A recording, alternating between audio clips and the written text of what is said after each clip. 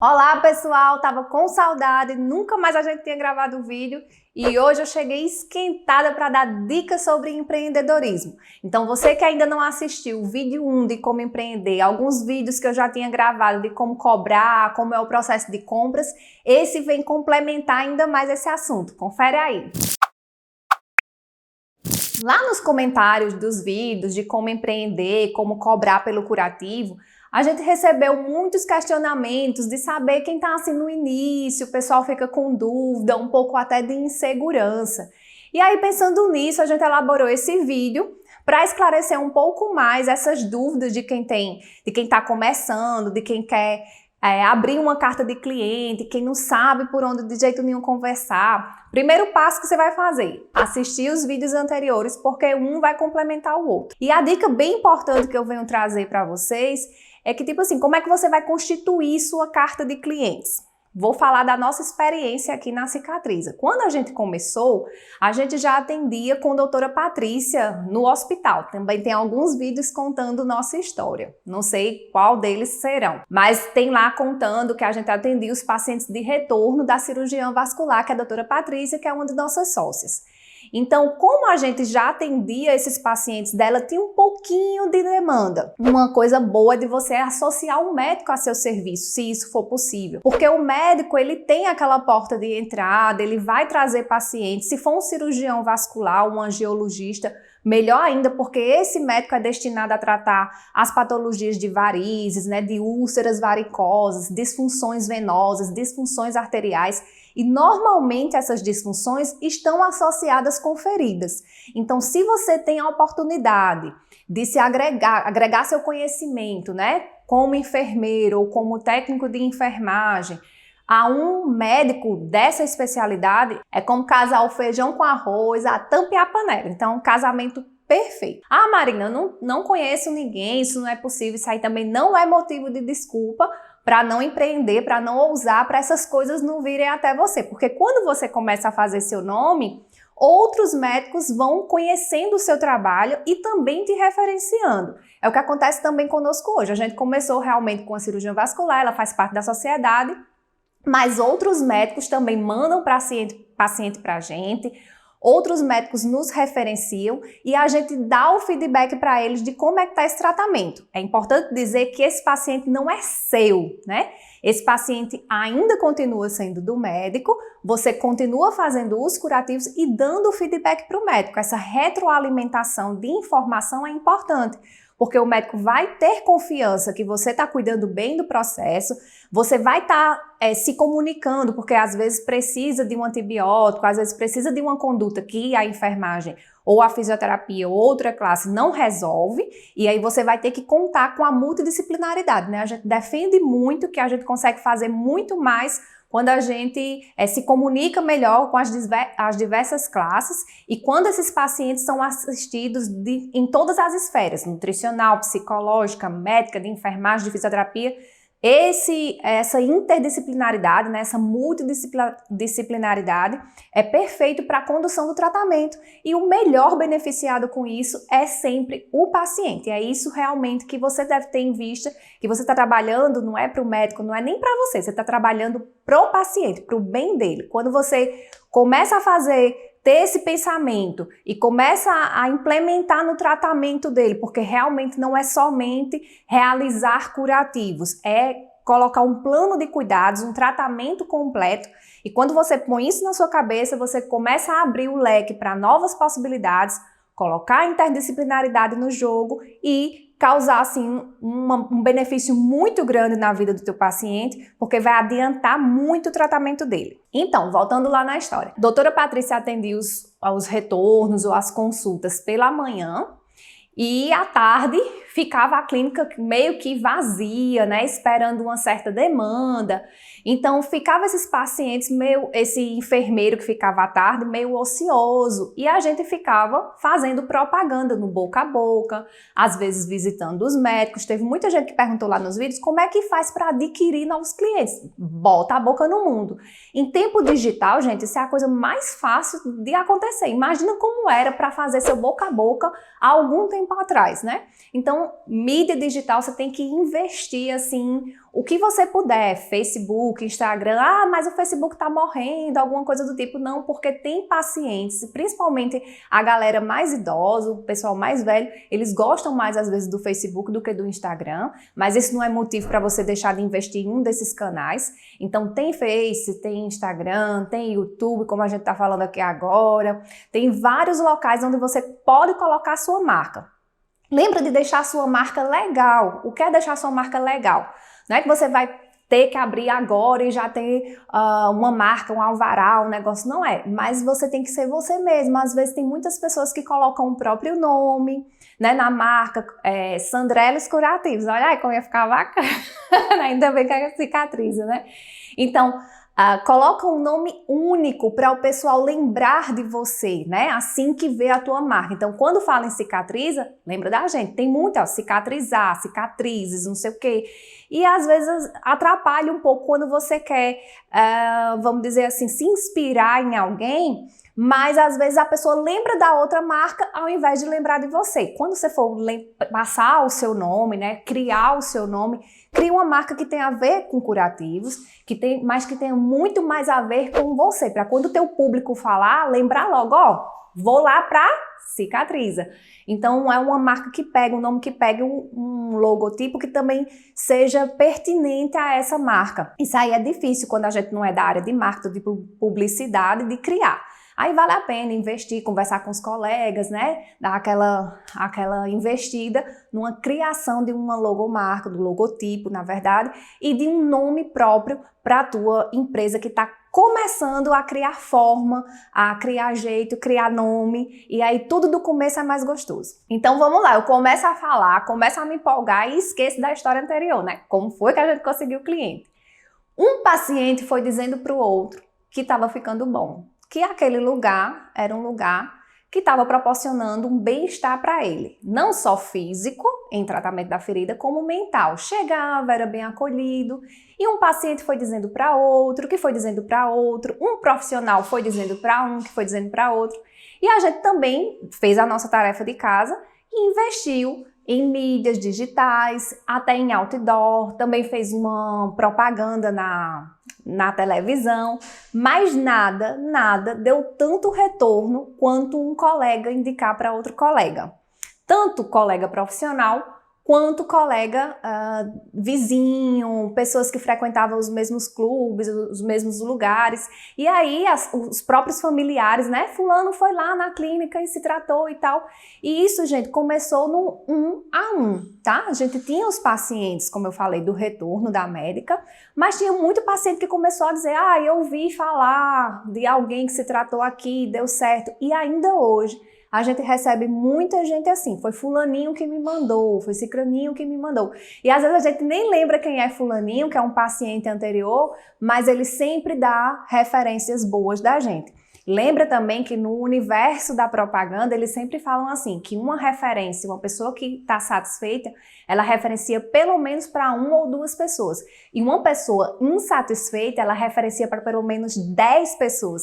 Então você tem que se empenhar bastante, sempre, né? Não é isso aí, não é só no começo, é sempre para dar o seu melhor, para tratar da melhor forma possível, porque esse paciente vai referenciar você e isso vai se perpetuar e seu nome vai se fazendo no mercado e daí que a gente vai ter a concretização do sucesso, a concretização do negócio em si. E você que acha difícil, né, fazer esse desafio, mas pensa só que para você ter 1.000 pacientes, 2.000 atendimentos, como às vezes a gente tem no mês, você tem que ter o primeiro atendimento, você tem que ter o 10º atendimento, você tem que persistir. Vai ter dia que não vem ninguém. No começo aqui, a gente tinha cerca de 10 pacientes de manhã, 5 pacientes de manhã. No dia que a médica não vinha, não tinha ninguém. O enfermeiro da tarde dormia, não vou nem dizer quem ele é, mas se o editor for bonzinho comigo, né, o Sombra bota uma fotinha dele aqui, que aí a gente vai, a denúncia, eu vou ser ética, mas é ela, é na edição, né, que vai denunciar o colega que dormia a tarde toda esperando o cliente e não aparecia, mas todos os dias a gente estava aqui. Outra coisa ultra importante. Você montou um consultório, você montou uma clínica, fica lá na clínica física. Ah, tem um atendimento domiciliar, deixa um recadinho na porta e volta para a clínica física. Tem gente que quer começar um negócio, mas quer começar um negócio indo para plantão 24 horas num lugar, indo para consulta médica em outro lugar, indo fazer um procedimento, vou fazer a sobrancelha em tal lugar na hora da clínica. Não, gente. A hora de você trabalhar é a hora de você trabalhar. Se sua clínica abre de segunda a sexta, de 7 às 7, você tem que estar lá de 7 às 7, de segunda a sexta. Não tem como a pessoa chegar lá, e então, quando eu fui lá, não, mas foi só hoje que estava fechado. Então, tem muitos relatos de alunos nossos que acontece do paciente chegar na porta e dar com os burros na água. Esse paciente não volta mais, ele vai procurar outro serviço, talvez ele procure um concorrente, ele procure o atendimento domiciliar, porque ele chegou lá e viu que aquilo era só uma fachada, não estava funcionando. Ah, não, mas eu fui só ali, certo? Mas esse só ali era na hora do paciente, e a hora do paciente é sagrada para ele. Ele saiu de casa, ele se destinou a um local para ser atendido, ele criou expectativa e quando chegou lá, a expectativa dele foi frustrada. Imagina só, quando você vai ao médico, quando você vai na sua depiladora, quando você vai em qualquer canto, num restaurante e chega assim, não temos mais comida. Você saiu com vontade de comer, chegou lá e não foi servido. Então você volta lá? De jeito nenhum. Então se você tem uma estrutura física, fique na estrutura física. Preciso sair, vou fazer um atendimento domiciliar. Deixa alguém. Marina, não tenho ninguém. Deixa o parente. A gente começa a trabalhar com os parentes e assim vai. Ah, mas nem parente eu não tenho. Deixa um recado. Tenta agendar com antecedência para ver se aquela pessoa chega na hora que você está. Mas de repente é uma surpresa. Aí eu vou te dizer, raramente esse paciente vai voltar porque a expectativa dele foi frustrada. Então tenham muito cuidado, mas tenham muito apego, assim, quando vocês montarem uma estrutura para realmente estar lá na hora que se propor a atender. Porque o X da questão é a frequência da pessoa estar lá presente, disponível. Então você está montando um negócio, você é empreendedor, você tem que estar disponível para aquelas pessoas que vão lá procurar seu serviço.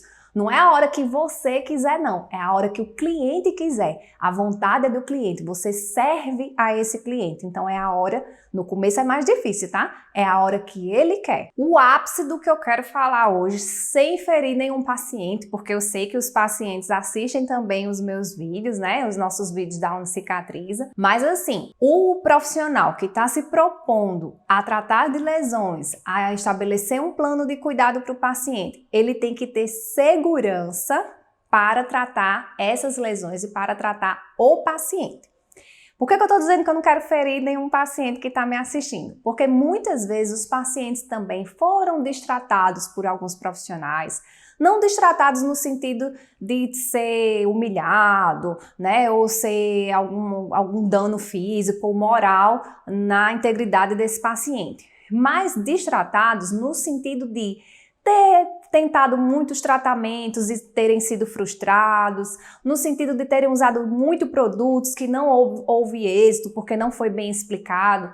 Então tem muito paciente que chega e faz assim, eu não quero usar X produto, eu não quero usar essa espuma, eu não quero usar esse tipo, já usei isso aí demais e essa pomada não fez nada em mim, pelo contrário, me deu alergia.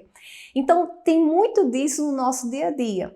E o que é que eu quero chamar a atenção? O profissional tem que ter muita segurança do que está fazendo e explicar para o paciente. Lembra que a gente sempre diz que o tratamento depende 50-50? 50% profissional, 50% paciente. Então a responsabilidade é conjunta. Não adianta somente eu dizer, tá na mão do profissional, entrega aí, o paciente não tem nada a ver. Tem sim, se ele andar muito, se ele retirar o curativo, se ele coçar por cima das ataduras, se ele não vir no dia marcado, esse paciente tem muita responsabilidade. Se ele comer o que não deve, se ele não tomar os remédios direito que o médico passa. Então tem muito a contribuir ou a não contribuir a parcela desse paciente. Do mesmo jeito o profissional, aquele profissional que faz o curativo mudo, sem falar com o cliente, sem falar com o paciente, ele também não está ajudando muita coisa, porque informação, gente, é tudo. Quando você vai para tipo uma farmácia que é atendido pelo farmacêutico, que ele te diz a hora de tomar, o provável efeito adverso que dá aquele medicamento, você já fica mais orientada. Se eu senti aqui uma dorzinha de cabeça foi porque talvez eu tenha tomado remédio tal. Se eu senti uma ânsia de vômito, talvez tenha sido do remédio. Você não fica lá noiada achando que é tudo da doença, né? Do mesmo jeito, esse enfermeiro ou esse profissional que está fazendo o curativo, ele tem que informar, ó, tal substância arde mais um pouquinho, tal substância não vai arder, isso aqui é indolor, isso aqui eu estou colocando para retirar esse odor mais fétido, essa pomada eu estou colocando para estimular a granulação, no próximo curativo que a senhora fizer, a gente vai tentar a técnica tal, no outro vai doer mais um pouquinho porque eu vou tentar debridar essa queratose. E assim, na informação, ele vai ganhando confiança também do cliente, falando a língua do paciente, né? Deixando de assim, dizer e se expressar que ele está ali para ajudar, que ele está ali para oferecer o melhor dele, o melhor que ele estudou durante o tempo de escola, durante o tempo de academia dele. Então isso é muito importante quando a gente vai atender alguém, de colocar toda a sabedoria, tudo que a gente acumulou num atendimento. Marina, isso é impossível. 5 anos de faculdade, 2 anos de escola técnica, sei lá, teve gente que fez 4 anos de especialização, um monte de coisa, em 30 minutos de atendimento. Sim, então imagina o que é que você condensar isso na linguagem do paciente, que não pode ser a sua, né, totalmente técnica, tem que ser na linguagem do paciente, usando metáforas, usando comparações. Tem vídeo aqui também de como tratar um cliente difícil, de como tratar o paciente com metáforas, aquelas historinhas que a gente inventa para ganhar a confiança do paciente. E por que eu estou falando tudo isso? Porque tem muito paciente desconfiado, porque ele já tentou vários tratamentos, tentou de várias formas ficar bom e não ficou. E se achou enganado. Esse paciente ele não está errado. E tem gente que às vezes que é desconfiada por vida, né? Então já usou o tipo de curativo especial e não deu certo. E aí ele fica, vou gastar mais. Ou isso aí não vai dar jeito. Isso aí dá certo com todo mundo, mas não dá certo comigo. E o enfermeiro ou o fisioterapeuta, ou seja lá quem estiver tratando, tem que saber dizer o para que fase é. Saber mostrar a eficiência daquele curativo especial ou da própria técnica que está sendo usada, um desbridamento slice, um square, alguma coisa do tipo. Então ele tem que mostrar muita segurança no que vai fazer para ele, o profissional, conduzir essa lesão. Isso aí é primordial. Quem vai conduzir o tratamento do paciente é o profissional, tá? E que isso fique muito claro. Não é que você vai chegar e dizer com toda a arrogância, olha, aqui fui eu quem estudei, sou eu quem sei. De forma nenhuma, porque todo dia a gente aprende muito e aprende muito com os pacientes. Escuta o que ele tem para dizer, porque às vezes tem caso de alergia mesmo, tem caso que eles não se dão bem com algum tipo de curativo. E escuta o que ele tem para dizer e informa o que você tem para dizer. E aí juntos vocês vão estabelecer um acordo. E aí, nesse acordo, você vai deixá-lo ciente que ele também é parte do plano de cuidado. E você também vai ficar comprometido que você está fazendo o seu melhor para aquele plano de cuidados. Quando eu falo plano de cuidados, gente, e tratamento, porque não é apenas aquele curativo. O paciente também não pode chegar na sua frente. É outra coisa importante. Eu começo a falar uma coisa importante, aí vão me empolgando, aí vai ficando um monte de coisa importante. Por quê? Tudo é importante. Então, o paciente chega na sua frente e ele não vai fazer aquele curativo. Então, nunca trate o seu paciente como que ele vai fazer curativos. Ele vem fazer aqui o quê? Ele vem se tratar. Ele vem aqui receber cuidados. Ele faz parte de um plano, de toda uma clínica que começa na recepção, no atendimento dele, começa no atendimento telefônico, de marcar a hora para ele ser atendido aqui na hora. Então, tira da tua cabeça que você faz curativo. Quem faz curativo é curativeiro. E o pessoal que segue a Unicicatriza sabe que ninguém quer ser curativeiro, quer ser cicatrizador. E a pessoa que quer ser cicatrizador de lesões, ela faz um plano de cuidados para o paciente. Ela estabelece um tratamento com multidisciplinaridade, com o apoio de todos os lados e pensando sempre que esse paciente tem que ficar bom no menor tempo possível. Então, sempre pensa que você tem que estabelecer esse acordo com ele para ele fazer parte do plano de cuidado.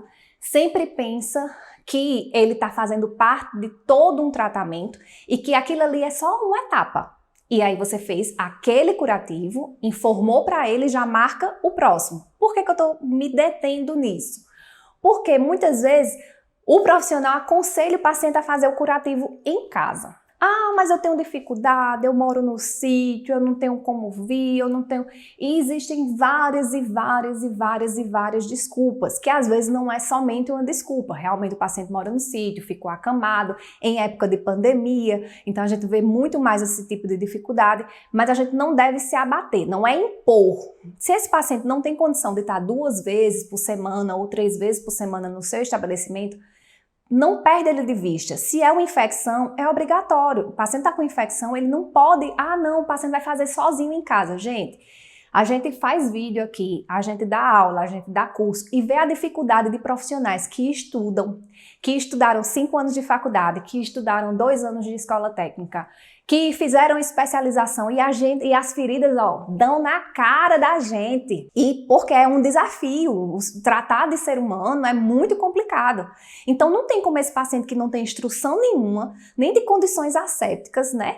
Às vezes está fazendo em casa numa bacia, na pia que escova os dentes, então não tem nem como você dizer para esse paciente conduzir o próprio tratamento dele. Então vamos raciocinar de que tem que ter a hegemonia desse tratamento. Me perdoem os pacientes, não são todos, tá? Tem exceções, tem pessoas que sabem, que têm noção, tem mais cultura e sabe fazer direitinho, mas a maioria não sabe fazer.